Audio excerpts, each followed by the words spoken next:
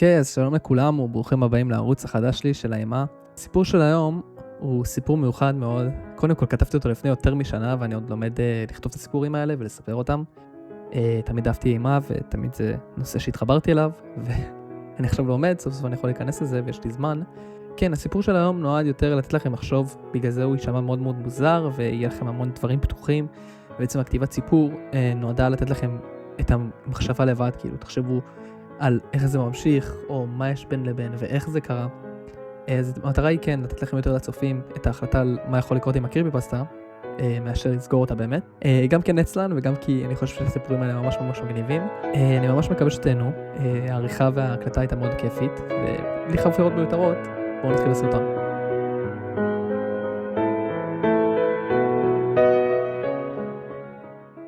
לכולנו יש לפחות סדרת טלוויזיה או סרט אחד שתקוע לנו בראש מילדות. בין אם זה זיכרון טוב, או לפעמים זיכרון פחות טוב. מה שכן, הזיכרון שלהם תמיד מחזיר אותנו אחורה, בזמן שבו ראינו אותם הפעם הראשונה, ואצלי זה לא שונה. אני כרגע כותב את זה בעילום שם, כי אני עדיין מרגיש שזה רודף אותי. אני ממש מפחד מזה. אני כותב פה בפורום הזה כדי לשתף אתכם במקרה המוזר שלי. זה היה עוד יום רגיל בעבודה שלי. אני עובד במשרד פרסום, אז בטח כמו שאתם יכולים לנחש, העבודה שלי די משעממת. כל מה שאני עושה זה בעיקר דואג ששירות הלקוחות יהיה טוב, ואני די ותיק, אז הבוס שלי בחר בי לחנוך אנשים חדשים שמצטרפים למשרד. אחרי שסיימתי את יום העבודה שלי חזרתי הביתה. אני חי עם עוד חתול אחד בשם פינוקיו. למה קראתי לחתול שלי פינוקיו? זה לא סתם. אני בן אדם יחסית בודד, אין לי הרבה חברים כי רוב החיים שלי סביב העבודה.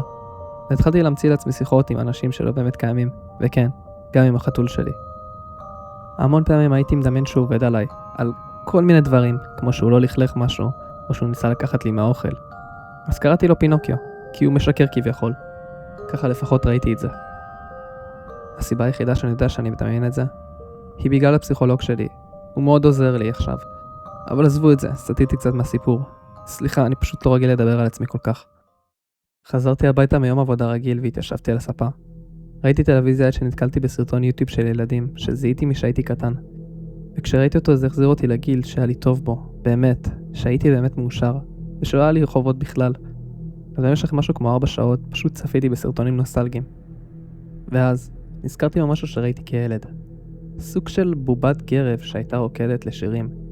וכשניסיתי להיזכר באותה סדרה, לא הצלחתי לזכור הרבה. הדבר היחיד שזכרתי, שהיא הייתה ירוקה, וגם הייתה מוזיקת ילדים ברקע, והייתי אובססיבי אליה בתור ילד, כי הוא היה החבר היחיד שלי.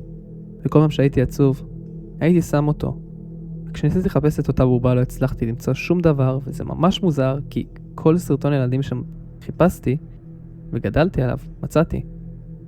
לא חשבתי על זה הרבה, כי את אותו סרטון ראיתי דרך קלטת ישנה, וזה הגיוני שאני לא אמצא את זה, כי כנראה זה קלטת עבודה או משהו נדיר.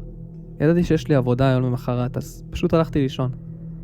כשקמתי בבוקר, נזכרתי שיש מצב שהקלטת נמצאת במחסן ישן של ההורים שלי. סיפרתי בהתלהבות לפינוקיו, שיכול להיות שאני אמצא זיכרון ילדות ישן שהוא לא יהיה אבוד, כי מה שאני זוכר בתור ילד, הוא שממש אהבתי את הקלטת, והיא עזרה לי מאוד בתור ילד שגדל בלי הרבה חברים. אחרי העבודה, נסעתי לבית של ההורים שלי וחיפשתי את הקלטת, ופתאום מצאתי אותה מונחת מתחת לקרטון מלא באבק. פחדתי שזה לא יעבוד, אבל הייתי חייב לבדוק. לפני שהלכתי הביתה, עצרתי בחנות אלקטרוניקה כדי לקנות DVD. וחזרתי הביתה. כשחזרתי הביתה, השעה הייתה כבר 10. וידעתי שאני צריך לקום מוקדם, אבל התעלמתי מזה, ורציתי לראות את הקלטת. בקלטת נכללו 9 פרקים שאורכם הוא רבע שעה. שמתי את הקלטת ב-DVD, התיישבתי על הספה, והתחלתי לראות. פרק ראשון. בפרק הראשון מציגים לצופים את בובת הגרב הירוקה בשם בה. אחרי הצגה קצרה של הבובה, הוא התחיל לרקוד לשירי ילדים. ממש שמחתי כי זה בדיוק איך שזכרתי את הפרק. למרות שזה מוזר שלדמות הראשית קוראים בה, איזה משם זה. אחרי 2 שירים, הבובה פשוט קפאה. היא הסתכלה לכיוון הצופים. הרגשתי שהמבט שלה חודר לי לנשמה, ואז בלי שום עזרה. ונגמר הפרק. נבהלתי. זה ממש לא מה שאני זוכר שקרה, אבל הרגעתי את עצמי במחשבה שזה פשוט באג בקלטת הישנה. אחרי הכל היא קיימת יותר מ-20 שנה, אפילו פינוקיו נבהל וברח לחדר שלי. פרק 2. פרק 2 התחיל קצת שונה, כי הפעם ידענו מי זה בא. הפעם בא, התחיל לספר לנו סיפור, והוא התחיל ככה. היה ילדה קטנה, שאהבה לשחק בגן שעשועים. חשבתי לעצמי שזו התחלה נחמדה לסיפור ילדים. תבינו, הכתיבה של התסריט בה הייתה גרועה, כאילו ממש גרועה. וגם המשחק שם לא היה משהו, ומשהו לא הסתדר שם כל כך, בכללי. וגרם לי להרגיש ממש מוזר, אבל לא ידעתי למה. יום אחד הילדה הלכה לשחק בגינה. הוא המשיך לספר. אחרי שהוא אמר את זה, פריים נקטע ממנו למצלמה אחרת. המצלמה צילמה גן שעשועים, ובה הייתה ילדה אחת משחקת. מה שהיה לי מוזר הוא שנראה שהצלם היה קצת רחוק מהגן, כאילו הוא מתחבא מאחורי פח זבל או משהו. וזה היה לי מוזר, כאילו למה שהוא יתחבא מאחורי פח זבל רחוק מהגן, אם זה חלק מהסיפור. והאם הוא בכלל מכיר את הילדה הזאת? ההורים של הילדה תמיד אמרו לבת שלהם, אל תדברי עם זרים. בהמשך בסיפור, שעכשיו נשמע קצת כמו כיפה אדומה, אם להגיד את האמת. גם הלבוש של הילדה היה תואם, היה לה מעיל אדום עם פפיון בשיער. אבל הילדה נחמדה מדי כדי להתעלם. אחרי שהוא אמר את זה, פריים שוב נחתך לצלם מסתורי, אבל הפעם הצלם המסתורי דיבר עם הילדה. משהו בקול של בה שהוא אמר את זה קרא לי להרגיש אי נוחות. ואז פתאום הוא צחקק ואמר, וזאת הטעות שלה. והפרק נגמר. מה לעזאזל אני ראיתי עכשיו? מה זה היה? אני לא זכרתי את זה ככה. אחרי הפרק הזה החלטתי שמספיק להיום והלכתי לישון. התעוררתי באמצע הלילה לנקישות בחלון מכיוון המטבח שלי. אני גר בבית קטן, אז קל לשמוע דברים שקורים ברחבי הבית. כשהלכתי למטבח לבדוק מה זה הרעש הזה, ראיתי את פינוקיו בוהה בחלון. כשהתקרבתי אליו הוא הסתובב אליי בבעלה.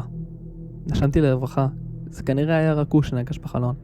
שאלתי את פינוקיו מה הוא עושה שם בקול כזה תינוקי, כמו שהם מדברים לחיות, ובדקתי לראות מה סקרן אותו בחלון.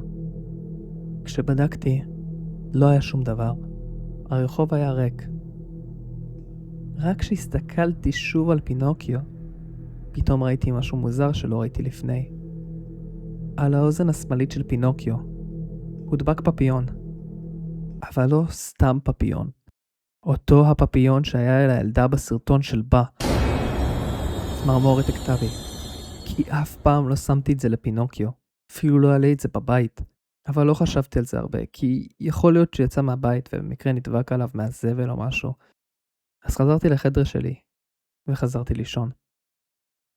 ביום של המחרת כל הזמן שעבדתי חשבתי על המקרה המוזר בצירוף המקרים, כי זה פעם ראשונה שפינוקיו הסכים בכלל שמשהו יתקרב לו לראש, ורציתי לוודא שזה לא משהו עם הקלטת המוזרה, כי כל פעם שרציתי לשים לפינוקיו כובע, או משהו חמוד כזה בסגנון, ולהעלות את זה לאינסטגרם או לטיק טוק בשביל טיפה להרגיש שאנשים רואים אותי, הוא פשוט היה מתנגד. כשחזרתי הביתה, החלטתי שאני אחזור לראות עד הסוף של הקלטת. הכנסתי אותה ל-DVD, ישבתי על הספה והתחלתי לצפות.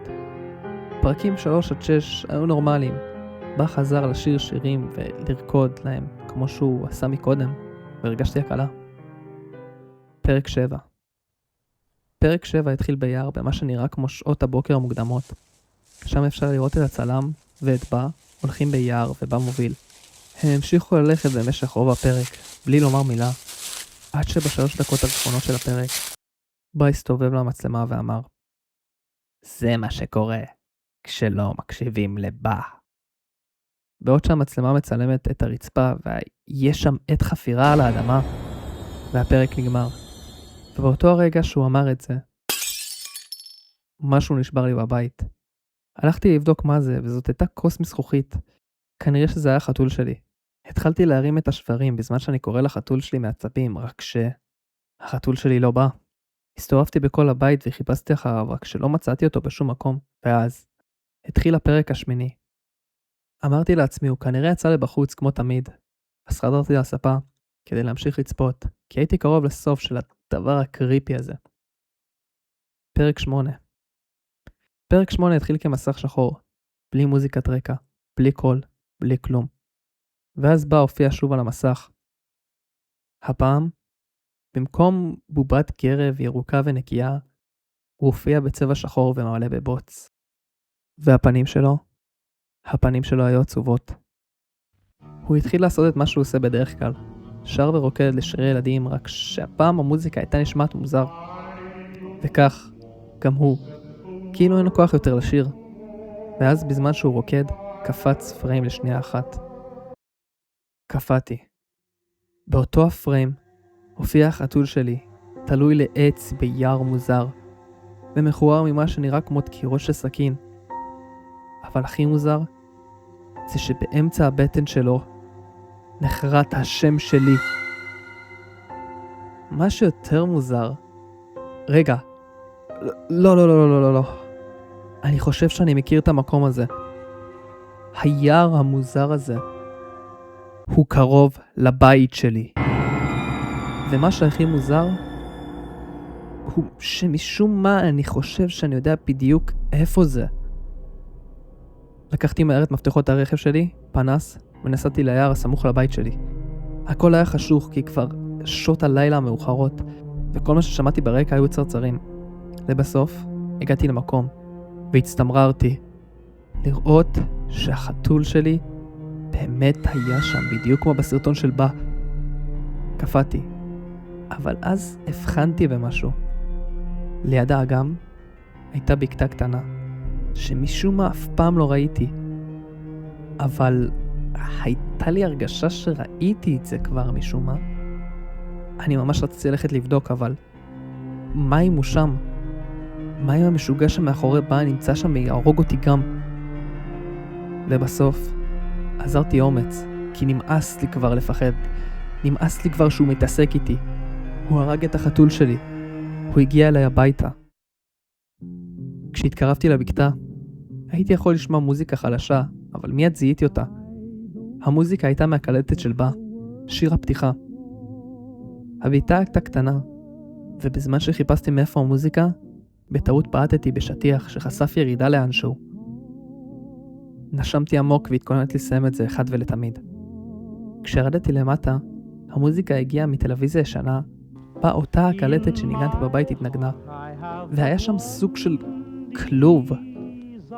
בכלוב הייתה ילדה קטנה בסביבות גיל 10. היא הייתה מקופלת ובוכה. על הילדה היה מספר חבלות ופצעים ממה שנראה כמו משהו חד. ילדה, אל תדאגי, אני אעזור לך. קראתי לעברה בזמן שאני מתחיל לחפש כמו משוגע את המפתח. רק שברגע שהילדה הסתכלה עליי, היא התחילה לבכות יותר חזק וצעקה עליי שאני אתרחק. בסוף מצאתי את המפתח, וכשבאתי להרים אותו, ראיתי משהו מוזר ביד שלי. ביד השמאלית שלי הייתה בובת גרב ירוקה, מלוכלכת בבוץ. לא רק שזאת הייתה בובת גרב ירוקה, זה היה בה. רגע, לא. לא יכול להיות, משהו מוזר פה.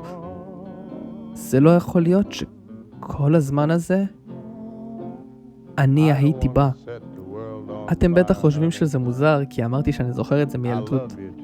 ואני באמת, פשוט שאר הקטעים רציתי לספר על מה שבאמת עשיתי, כי זה הורג אותי מבפנים. הגיע הזמן לסיים את פרק 9.